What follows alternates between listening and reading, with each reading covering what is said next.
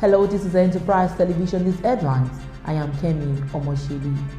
The Nigerian National Petroleum Corporation (NNPC) said it received a request from Indonesia to supply it more volumes of Nigerian crude oil blends.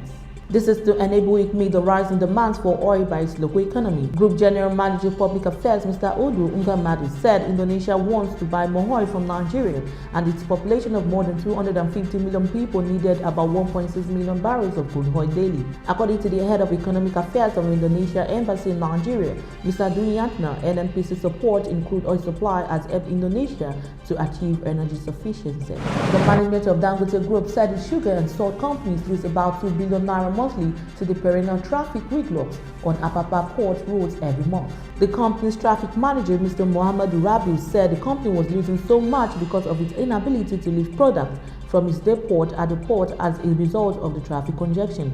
However, he urged the Nigerian Ports Authority to introduce tallying system for truck drivers, adding that any truck on Lagos roads without carrying tally should be turned back.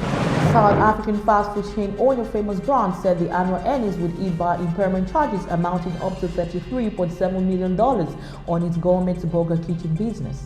As a result, Famous Brand expects earnings per share to decrease by more than 20% for the year ended February 28. The company, which owns casual dining chain Wimpy UK and fast food assets such as Kerry's and Debonair's, bought Britain's GBK for £120 million in 2016. Famous Brand said it will book an impairment of intangible assets at group level, estimated to be between R241 million and R322 million, and an impairment of property, plant and equipment at GBK, estimated to be between R59 million and R78 million. Ivory Coast Finance Minister Adama Kone said the country will hold a roadshow in London.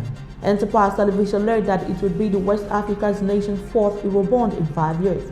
A wave of African countries, including Kenya, Nigeria, and Senegal, have tapped international debt markets in recent weeks. Others, such as Ivory Coast in Ghana and Wayne issuance, amid expectations of a Federal Reserve interest rate increase. Kone declined to reveal the amount targeted by the Ivorians, saying that it would depend on feedback from the roadshow. Uber CEO Travis Kalanick announced that he started a new investment fund called 10100. Kalanick, in a statement posted on his social media account, said the fund, pronounced 10100, will center on real estate, e-commerce, and innovation in China and India.